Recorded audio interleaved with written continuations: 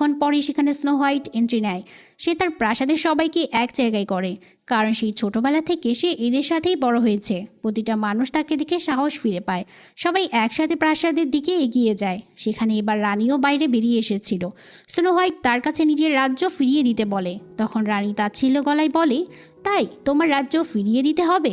তাহলে প্রথমে তো আমাকে মারতে হবে। আমাকে মেরে ফেললেই সব কিছু তুমি আপনা আপনিই ফিরে পাবে। এই জন্য সে ডায়মন্ড দিয়ে বানানো একটা তলোয়ার স্নো হোয়াইটের হাতে তুলে দেয়। কিন্তু স্নো হোয়াইট সত্যি ভীষণ দয়ালু ছিল। সে তো একটা পাতা ছিঁড়ে ফেলতেও কষ্ট পেত, তাহলে নিজের সৎমাকে সে কিভাবে মারবে? এই জন্য রানী বলে, তো তুমি যখন আমাকে মারতে পারবে না, তাহলে এই রাজ্য আমারই থাকবে। তোমাকে মেরে ফেলার আগে তুমি আমার রাস্তা থেকে সরে যাও। তুমি আমার কিছুই করতে পারবে না। তোমার বাবাও এমন ছিল, আর তুমিও এমনই।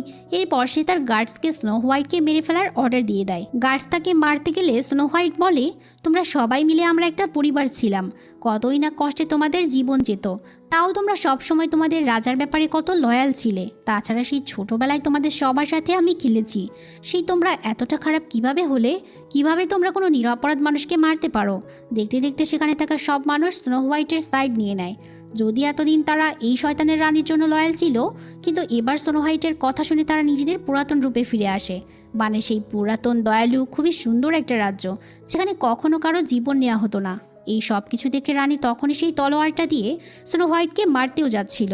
সময় মতো জনাথনের এক বন্ধু একটা তীর ছুঁড়ে দিতেই রানীর হাত থেকে তলোয়ারটা পড়ে যায়। সবাই তাকে বলতে থাকে, তুমি এখনই সারা জীবনের মতো এই রাজ্য ছেড়ে দাও। এজন্য রানী প্রচণ্ড রেগে গিয়ে নিজের ঘরে চলে যায়। পাগলের মতো সে আবারও আয়নাকে জিজ্ঞেস করে, সবচাইতে সুন্দর কে বল? আয়না তখন বলে, বাইরের সৌন্দর্য আসল সৌন্দর্য না, বরং মানুষের ভেতরের সৌন্দর্যই আসল সৌন্দর্য। তুমি তো অনেক খারাপ। সবচাইতে সুন্দর আর ভালো মেয়ে এখানে চলে এসেছে, সেই দুনিয়ার সবচাইতে সুন্দরী মেয়ে।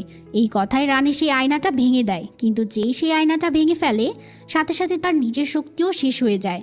তারপর সেই আয়না ধীরে ধীরে তাকে নিজের মধ্যে আটকে ফেলে।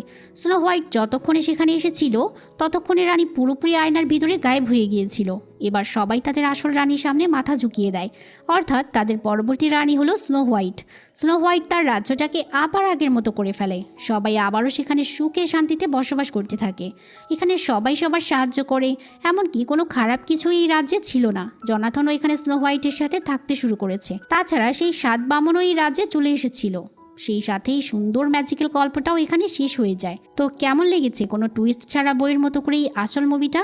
জানাতে ভুলবেন না। দেখা হবে পরের ভিডিওতে। আল্লাহ হাফিজ।